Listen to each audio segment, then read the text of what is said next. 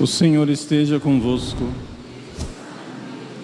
Proclamação do Evangelho de Jesus Cristo segundo Mateus.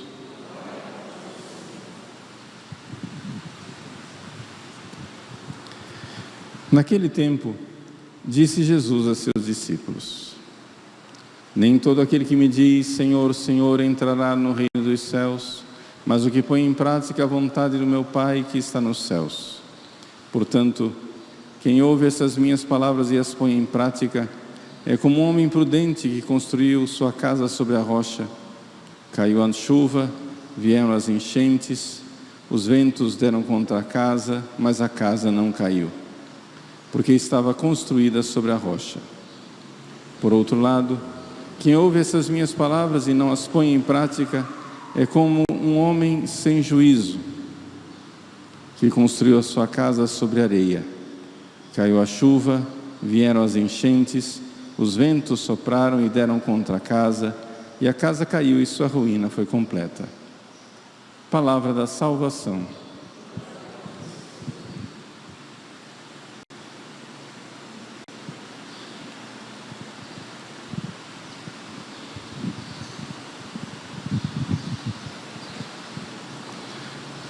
Meus queridos irmãos e irmãs, com grande alegria celebramos a memória de Santo Ambrósio de Milão. Santo Ambrósio foi um grande bispo, doutor da igreja, que é famosíssimo, conhecido, por causa de sua ligação a Santo Agostinho. Mas é um pouco injusto, porque Santo Ambrósio tem valor nele mesmo, ou seja, não somente por ter sido a causa da conversão de Santo Agostinho, mas porque foi um grande doutor da igreja, conhecedor das Sagradas Escrituras e um grande lutador, a favor da fé católica e da ortodoxia. Gostaria de tomar a ocasião dessa memória de Santo Ambrósio, não para comentar a vida dele, mas para comentar o fato de que foram nos escritos de Santo Ambrósio que nós recebemos a notícia histórica pela primeira vez daquilo que é a oração eucarística mais antiga da Igreja Romana, o chamado cânon romano, que hoje nós chamamos também de oração eucarística primeira. Talvez os nossos paroquianos tenham notado de que desde que nós começamos a adotar a nova tradução do missal, aqui na paróquia nós estamos com muito mais frequência, quase que exclusivamente, usando o cânon romano. E por que isso? Porque a nova tradução do missal para o Brasil, que tornou-se obrigatória a partir de domingo passado, ela restituiu ao Brasil o cânon romano que nós tivemos mutilado durante 40 anos. Por 40 anos o Brasil ficou praticamente sem o cânon romano, sem a oração eucarística mais antiga da igreja, porque a tradução que nós tínhamos anteriormente era gravemente mutilada, gravemente deficiente. E o cânon romano é uma oração muito antiga, e não somente muito antiga, ela é venerabilíssima. Para vocês entenderem como ela é importante, o cânon romano é odiado tremendamente pelos primeiros protestantes, Lutero, Calvino, todos eles escreveram contra o cânon romano, que eles achavam um absurdo. Só pelo fato de esses hereges odiarem o cânon romano, já seria para nós uma grande e maravilhosa indicação de que, poxa vida, então tem um valor muito grande, é muito bom. Mas não é por isso que nós veneramos o cânon romano. Se alguém tem dúvida da importância dessa oração eucarística, o próprio Concílio de Trento nos afirma com toda clareza, não é? Que ela está toda ela baseada na fé dos apóstolos, na doutrina dos santos padres e na tradição dos santos doutores. Então nós temos um concílio ecumênico que diz, olha, o cânon romano é verdadeiramente uma coluna da fé católica. Então, nós poderíamos, e eu acho que seria bastante interessante, dedicarmos uma longa reflexão e meditação à grandeza do cânon romano. Então, iniciando agora com esta memória de Santo Ambrósio, a gente passa essa tarefa de casa, para que vocês procurem essa nova tradução e aprendam a degustar, a apreciar, amar, querer o cânon romano. É uma oração eucarística que a gente fica um pouco confuso, exatamente por causa da introdução das novas orações.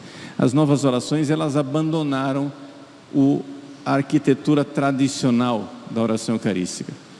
E por isso as pessoas acham estranho, mas é simplesmente por um fato, é que as novas são uma invenção, enquanto o cânon romano é uma tradição.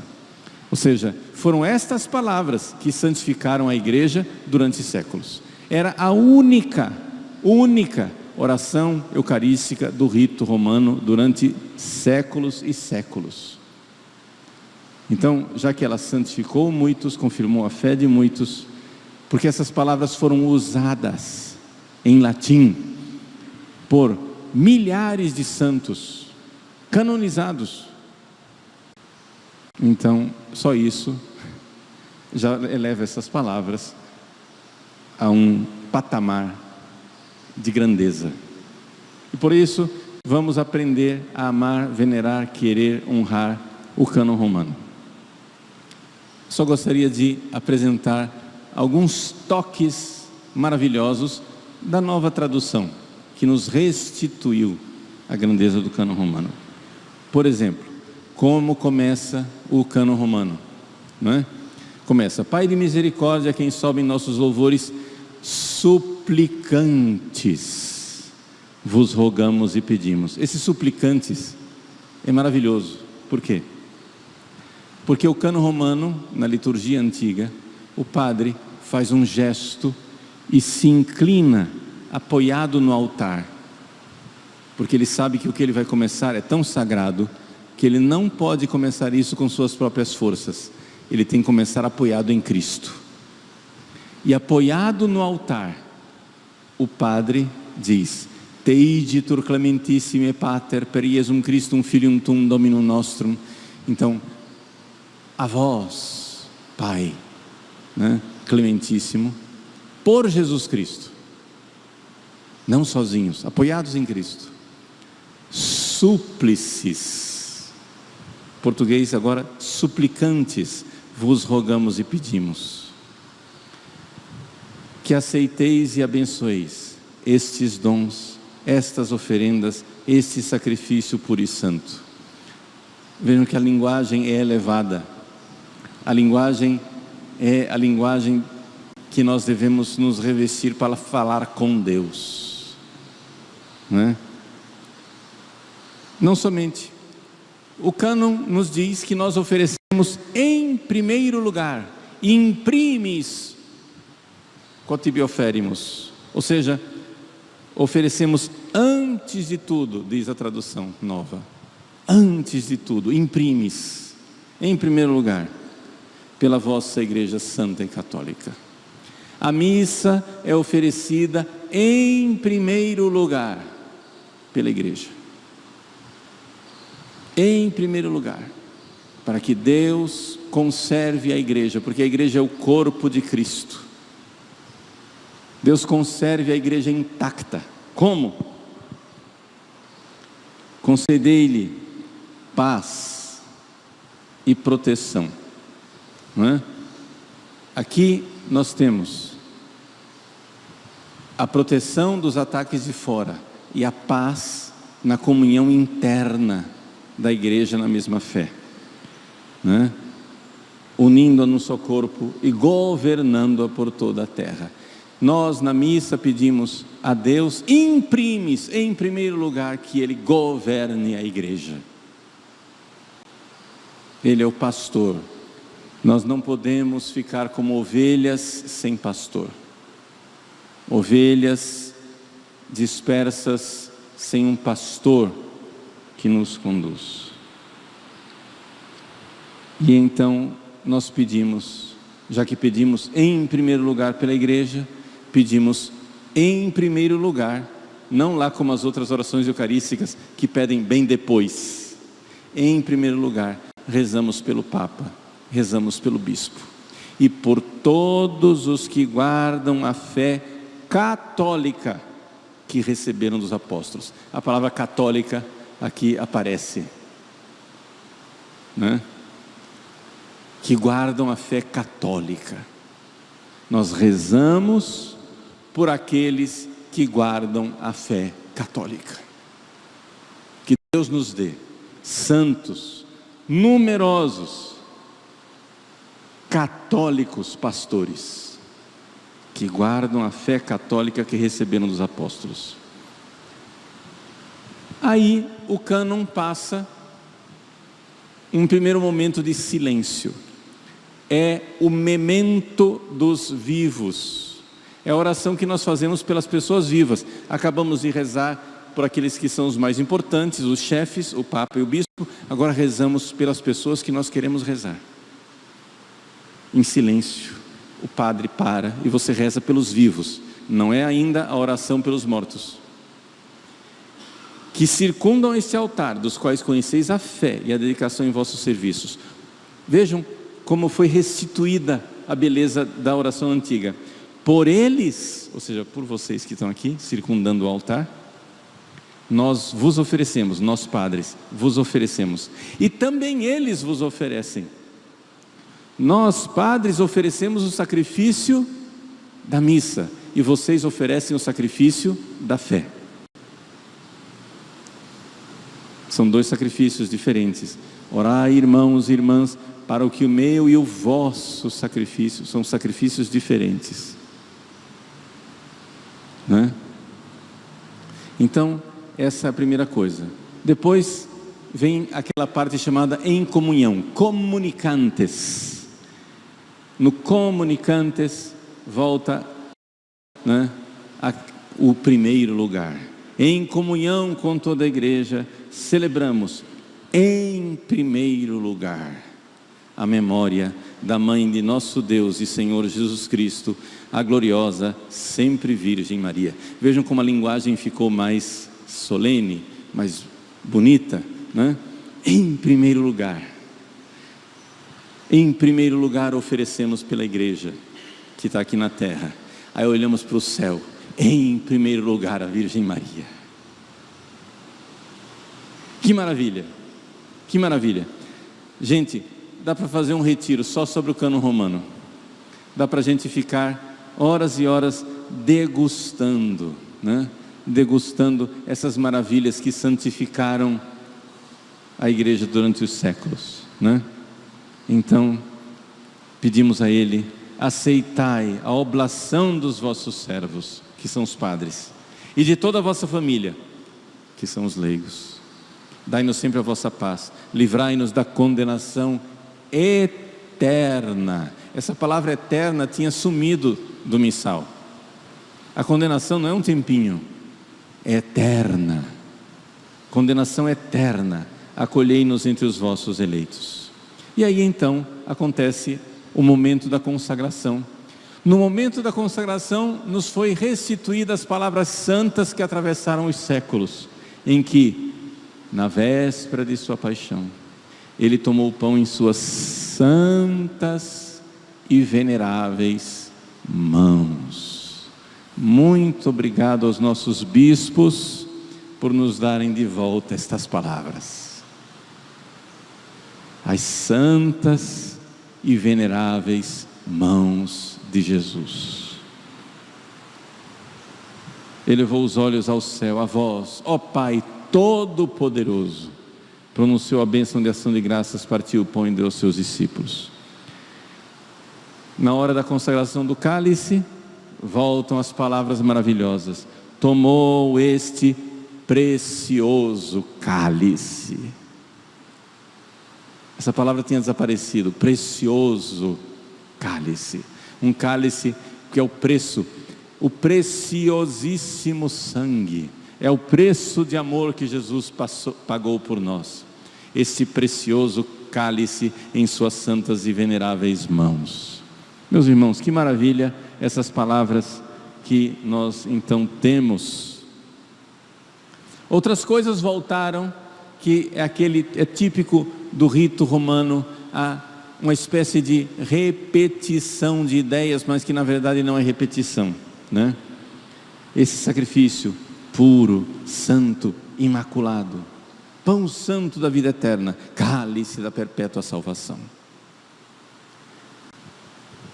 Recebemos de volta as palavras que falam de Abel como justo, de Abraão como nosso patriarca, e Melquisedeque, sumo sacerdote. Tudo isso tinha sumido, tudo isso tinha desaparecido. Por 40 anos nós ficamos num vazio. Não dava nem gosto de celebrar a oração eucarística primeira, a gente que conhece o latim, porque via que estava faltando tantos pedaços, faltando tanta coisa, que dava até uma dor no coração de estar usando um texto mutilado. E aí o padre se inclina diante do altar, e novamente aparece a palavra outra vez: suplicantes. A súplica, súplices. Toda vez que aparece a palavra suplicantes, né, ele se inclina. Que esta oferenda seja levada à vossa presença no altar do céu pelas mãos do vosso santo anjo. No original fala no teu altar, não fala do altar do céu, mas para ficar claro qual é o altar que nós nos referimos. Que o sacrifício que nós oferecemos aqui na terra seja levado no altar do céu pelas mãos do vosso santo anjo. O anjo tinha desaparecido, não estava? Para que todos nós, participando desse altar, pela comunhão do Santíssimo Corpo e Sangue do vosso Filho, sejamos repletos de todas as graças e bênçãos do céu. O padre então faz o sinal da cruz. E aí vem o memento dos mortos. O padre então reza pelos mortos e tem um momento de silêncio. Lembrai-vos, ó Pai, dos vossos filhos e filhas que nos precederam com o sinal da fé. O que é isso? É o batismo. Nos precederam com o sinal da fé e dormem o sono da paz. Silêncio. A eles e a todos que descansam no Cristo concedei o repouso, a luz e a paz. E então, finalmente, o padre diz, pedindo pelos sacerdotes. A oração eucarística primeira começa rezando: imprimes pela igreja, pelo papa, pelo bispo. Aí faz todas as súplicas. Na rabeira, no final, num sinal de humildade, então o padre bate no peito e diz: nobis quoque peccatoribus. A oração eucarística antiga era toda pronunciada em silêncio, mas na hora dessa confissão de pecado, a igreja pedia que o padre elevasse a voz, para que pelo menos o coroinha ouvisse: nobis quoque peccatoribus. Também nós, pecadores. Quem é o pecador? É o padre. É o padre que não deveria estar lá, mas está, porque Deus é misericordioso. É o padre que não mereceria estar lá, mas está. E a todos nós, pecadores, que esperamos na vossa infinita misericórdia, concedei, não por nossos méritos, mas por vossa bondade, o convívio dos apóstolos e mártires. E aí vem a lista dos santos. Por Cristo nosso Senhor, por Ele não cessais de criar, santificar, vivificar, abençoar esses bens e distribuí-los entre nós. 5 verbos. E finalmente se conclui com por Cristo, voltou, graças a Deus voltou a linguagem hebraica tão antiga, tão próxima dos apóstolos, de concluir a oração dizendo: por todos os séculos dos séculos. Amém. Aprendamos a apreciar o cânon romano.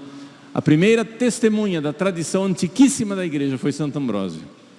No seu livro De Sacramentis, ele cita trechos longos do cânon romano. Nós estamos no século IV e Santo Ambrósio já está apresentando para os fiéis a tradição do cânon romano. No século IV já era tradição, quer dizer, já era antigo. Já era antigo. Essa oração que atravessa os séculos, oferecida imprimis pela igreja, salve a igreja, para que as portas do inferno não prevaleçam. Amém.